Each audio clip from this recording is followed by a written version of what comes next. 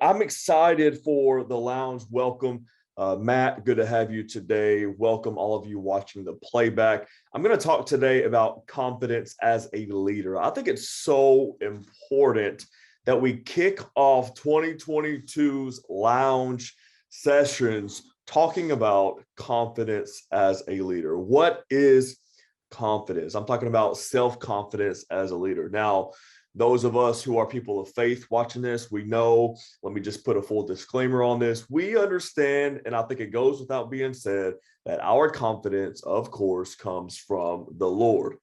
Bottom line, the confidence that I have in what is in me is because I know that the Lord has put it in me. My confidence lies in Him. I personally believe that I could accomplish nothing of substance without Him. So that's where my confidence comes from. But I want to talk about the confidence that we can find within ourselves that, again, I believe your Creator has put in you the giftings, the skill sets, the level of assurance that you can have within. I want to talk about today leading through the lens of confidence here in 2022. Confidence is self-belief. In other words, believing in the things that are within you, the things that are innately in you, the things that you have developed, the destiny seeds that you've watered along the way. Having confidence in those things. Confidence is so key because it gives you courage. And the teams that you lead, the staff that you lead, the organization that you lead, they are leaning on you to have a sense of courage, confidence as you move forward, because you know, if you're on this call, that leadership is full of risks, it's full of seemingly risk, it's full of challenges, it's full of trials and pressure. And at the end of the day, the team needs an example, someone to lean on. You are their leader, so you must have that sense of confidence. Now, confidence is not arrogance or cockiness. Confidence does not make you act like you know what you're talking about if you're not confident in what you're talking about. Confidence, I have found, makes me humble. It helps me be humble and admit maybe when I don't have an answer to a question. But confidence is the thing that allows you to step into courage, which is stepping over fear into the task at hand, still moving forward regardless of how you what you know or what you don't know. And that's when you begin to lean on your team. So I found that confidence and humility truly go hand in hand. Confidence is not arrogance or cockiness. Arrogance will say, I know all the answers, you just do what I say moving forward, even if you don't know the answers. We've talked about it before, but leaders don't always have answers. Sometimes we have the best questions because we know how to provoke the team and encourage the team and, pull the gold out of our team. But okay, so confidence is belief. It gives you courage. It is not arrogance. Okay. And it allows you to be honest with what you know, with what you and what you don't know. Okay. Why confidence matters. If you're taking notes on this call, I'm going to give you some bullet points along the way now. Why confidence matters. Again, as I mentioned a moment ago, you're going to go through many things in leadership, leading a staff, whether it's financially, whether it's, public relations, whether it's, there's, staff conflict, other types of dilemma.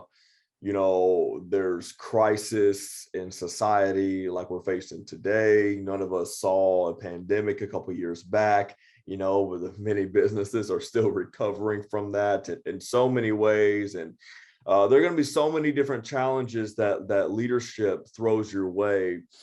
But confidence, again, is sometimes often, key. You're going to have to be able to, like I said earlier, embrace the risks, embrace the challenges, and believe in yourself. And truth of the matter is, if you've been in leadership for any time, you've probably faced most things by now. This call is primarily for executive leaders. Executive leaders, you don't just step into executive leadership going from having no leadership to suddenly executive leadership. Executive leadership implies that you've probably been in leadership for a minute, for a good amount of time. And so you've probably been through a lot, but it might just look a little bit differently, although it's a similar type of challenge. Okay. So it allows you to continue to embrace the challenge and say the line. One thing that helps me when I go through challenges in leadership is I tell myself, hey, Tyler, you've been here before. You've been here before. You know, and again, it might express itself differently and it's in a different season, so it might feel different. But if you really look at that thing, it's a very similar situation to probably what you've been through before. Okay, so confidence allows you to embrace risks, embrace challenges. It keeps you moving forward despite the pressure. Confidence, again, your teams rely on it. Your teams are leaning on you. And to be honest with you, sometimes, here's a full disclaimer on confidence. Sometimes I don't always feel confident within, but there are moments that you just got to put it on. You got to like pep talk yourself. You got to fire yourself up. If you're so good at firing your team up, man, let the first person that you encourage and exhort be yourself. So sometimes before I, take the mic to walk out, on the stage or lead a staff meeting or lead a season that's challenging, or, to go teach or go do these calls or whatever it might be, I've got to like just take a moment and recalibrate and put it on and let that confidence sink in. And of course, we don't. I'm not necessarily saying that we get all of our confidence solely from achievements and accolades, but one confidence hack that sometimes I do is, as you can see, I print out these certificates behind me, and I have, more being printed. And the other day I had the honor of being in a magazine in Dallas. And so I'm having that, nicely framed. And I'm kind of putting these quote unquote trophy pieces around me to just remind me that, hey, you do have something to offer. You have something to bring to the table. You have a voice. Maybe your voice isn't for every person in the audience, but you do have an audience in that audience. So I want you to know this today, leader, that you have a voice and you have an audience. It's okay if your voice isn't for everybody, but your voice is for somebody. There's somebody waiting to be led and to hear and be encouraged and to be served by your voice. And so step into that, be confident in that your creator, your Lord, your God, Lord Jesus, put these things inside of you to lead people and to serve people well. And so confidence is oftentimes key. Your teams rely on it. It keeps you moving, keeps you embracing risk. It keeps you embracing challenges. Also, this is one of my favorite ones about confidence. It gives you composure. It gives you composure. Yes, I mean composure in the long haul, composure through seasons, of course. But there are many different meetings as an executive leader that you sit in, that you have to sometimes sit through and endure. And it could be with a staff member, it could be with another executive in your life, it could be with a peer, it could be with a public leader. It could be on a Zoom meeting, getting trashed by somebody that misunderstood or whatever it might be. But whether it's seasonal or situational, in the moment or in an elongated season, it gives you composure to sit and take whatever you need to take. It allows you to not react, not be reactionary in everything. When you sit back and just have confidence that, especially when you know who you are and you're a person of integrity, you don't feel like you have to defend yourself. You're confident. I know who I am. I know what I would have said. I know what I would have done. This is all a misunderstanding, etc. That confidence And your character, that's key.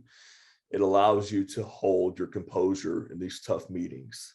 So say you're going through something with a staff member, you are having to make a certain call, you're having to confront them about something.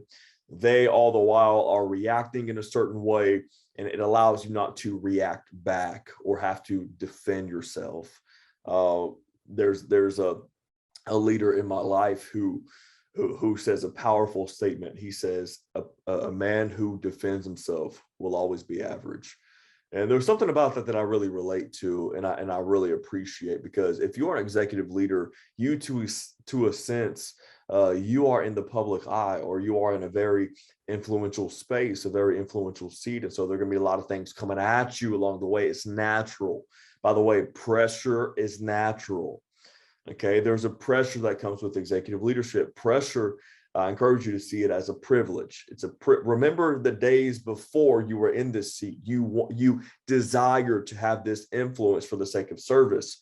So don't complain. I encourage us today to not complain too much about the pressure that we have on us, but to be grateful for it, because it's a privilege. Pressure is a privilege. But just know that there's going to be stuff coming your way. It allows you to hold your composure. Again, to recap why it matters, it gives you composure. It keeps you moving forward, embracing risk, embracing challenges. Your teams are leaning on it. They are relying on it. Confidence is sometimes key, or oftentimes key, rather. Okay, so a couple more little sections real quickly. How do you get confidence? How do you get confidence? Okay. One of the first things that I encourage you to do is this: create wins. WINS, create wins, create victories. There are ways to create and hack momentum. You can create wins. You can easily hold, a team rally and give out a couple of gift cards and encourage everybody. It's 30 minutes long, and you've created camaraderie, you've created momentum, you've created a win. It's an easy win. Okay, that's a very minuscule idea, but to a bigger principle. But you can create wins. You don't have to wait for the wins. You don't have to wait for challenges to be presented to you for you to have a win in your organization. You can create these wins. That's a little bitty hack as far as growing confident as a leader, confident my team is, working together, confident that, I'm encouraging and serving them well. Maybe it's creating wins with your clientele, sending them a gift basket. It's a very surface level of confidence, but it's more about momentum and just knowing that you are serving a purpose well. You can create wins. Okay, another point. How do you get momentum? How do you grow how do you grow in confidence? Okay. Remember this, leader, that you have everything you need inside of you already.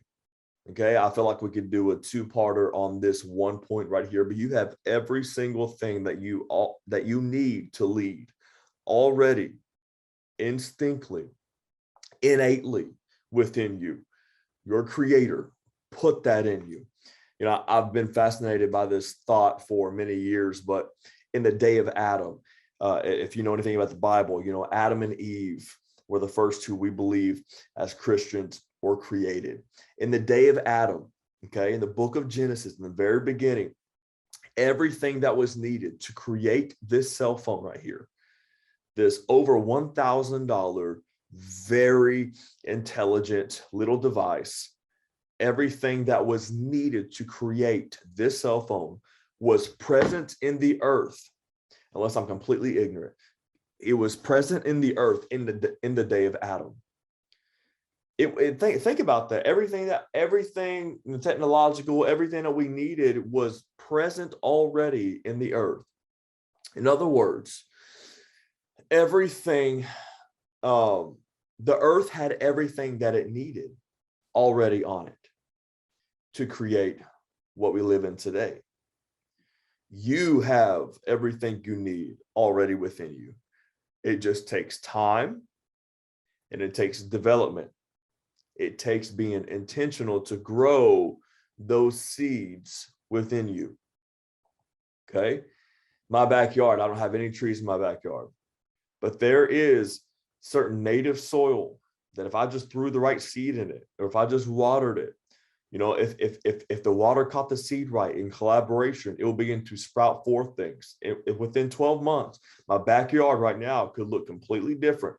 Within 12 months, first Monday of 2022, your yard, your harvest, your life can look completely different if you are intentional with the development and you are patient with the time. Okay, so you have everything you need already on the inside of you. Dig in, discover, develop, water that seed. Okay, so how to get more confidence. Okay, this is another point. Community matters. Invest in community. When I mean community, I don't mean the city you live in necessarily. I mean the people that are supposed to be connected to you. Community matters. Get around people who are encouragers, not leeches, not people who drain from you, not people who discourage and distract and deter you. You need people in your life that are in your corner to encourage you along the way. We all need that. I'm writing my book right now called In Your Corner. People need people. We need people. Okay. We need a strong, wise, intelligent, profound, encouraging, challenging, correcting community around us. We need to be in rooms of people who are much wiser, smarter, more successful than we are. We need to look back and have cheerleaders and coaches and encouragers in our corner. Community absolutely matters. And I'm not saying that your community should only say, hey, hoorah, you're doing great all the time. I mean, like I said, we need those who challenge us as well. And so community matters. That's how I grow in confidence when I look around me and I see people I'm connected to. And I'm like, okay, I'm going to be good. I'm straight because I'm connected well. They're not going to let me slip up. They're not going to let me stay down at least. And they're going to constantly encourage me and show me examples of what could be. Sometimes that's all people need is to see an example. Okay. So next point. So community matters. Next point. Reflect on the wins. Talked about creating wins earlier. Once you've created them and once you've had them, reflect on them. Okay, it's good to just sit and reflect and be present in the win and to feel the win. If you're anything like me, which I assume most of you are, once you have the victory, you don't sit in it for 2 seconds. You're already on. Before you even win this one, you're on to the next already, and you never sense the win. It's so important for you, and especially for your teams, to feel the win, to be present in the win, to celebrate the win.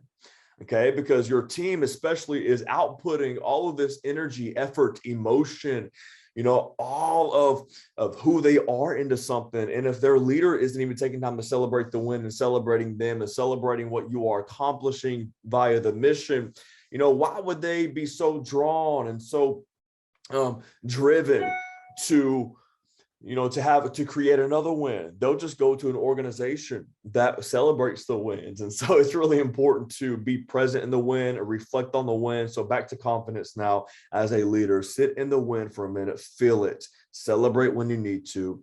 I have found that I grow in confidence when I say, wow, how awesome is it that we accomplished this? So maybe you need to take some time, and look back at 2021. Not everything was a loss.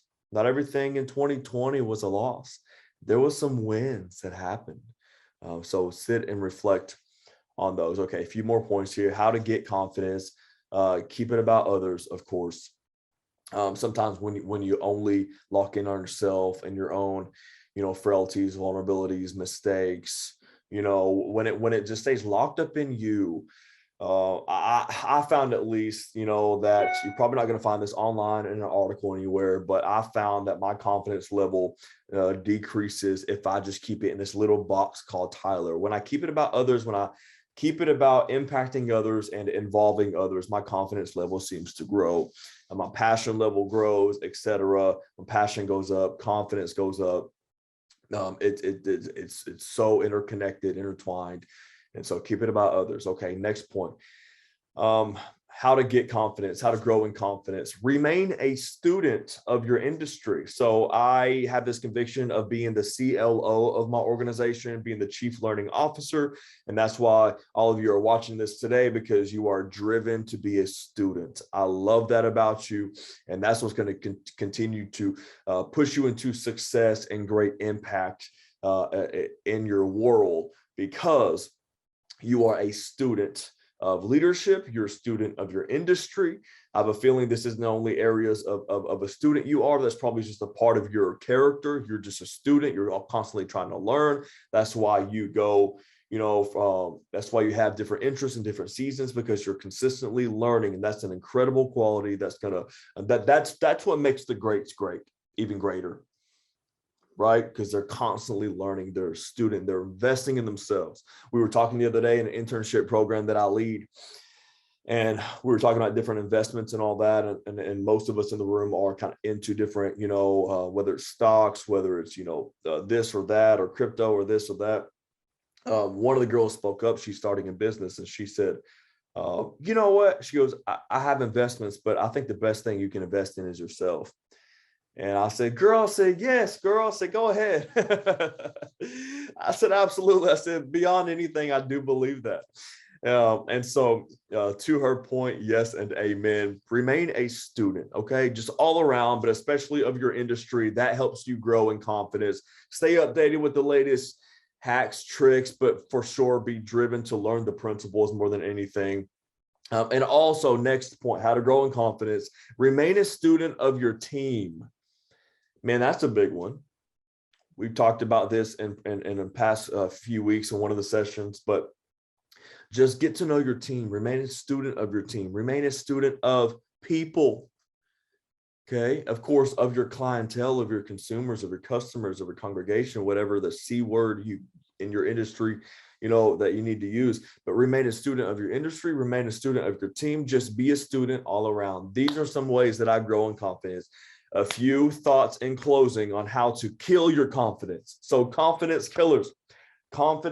These are things to avoid. Number one, focusing on mistakes. Don't do that. Learn what you need to learn what you need to learn. Think through them. Don't overthink them. There's a vast difference. Critique yourself. Don't cut yourself. There's a vast difference, but a very fine line. Okay. So don't focus on your mistakes. Learn what you need to learn, but move on. Yesterday is yesterday. Okay. Confidence killers. I call it FOPO, FOPO, the fear of people's opinions. Hey, look, be led by the vision at hand, be led by the mission, do what you need to do. But the less you care what people think, outside of good wisdom, of course, the less you care about what people think about you, the more effective you're going to be. You have your own lane to run in, you have your own journey to endeavor to pursue. Go do it with all you have. And again, if you're on this call, more than likely you already have this resilient thing about you that you've already stepped over a lot of that. But the higher you go in leadership, as you know, there's going to be more opinions, because what happens when it's the opinion of other executives, right? You got to stay true to your course, stay innovative, stay creative, stay true to the call that is at hand. Okay. Don't veer too off of your mission. Methods can change, but keep the mission the same. Okay. So FOPO, fear of people's opinions. I understand what this is like. I went through a lot of that earlier on, and I still have to be sure that I'm intentional of stepping over it. Okay. Next point, lack of knowledge. Talked about being a student of your industry earlier. Of course, this is kind of the contrast, contrary to that. So lack of knowledge. So constantly learn, constantly grow. Okay. I am determined to have these walls just wallpapered with all kinds of not random, but intentional, of course, but all kinds of certifications. That's just kind of my style. I love taking courses. I love being part of different programs and, master classes, etc. And I just want to, it's just one of the things, one of the ways that I learned, of course, this bookshelf is full, etc. Podcasts, so forth. Okay, lack of knowledge. Confidence killers, lack of vision.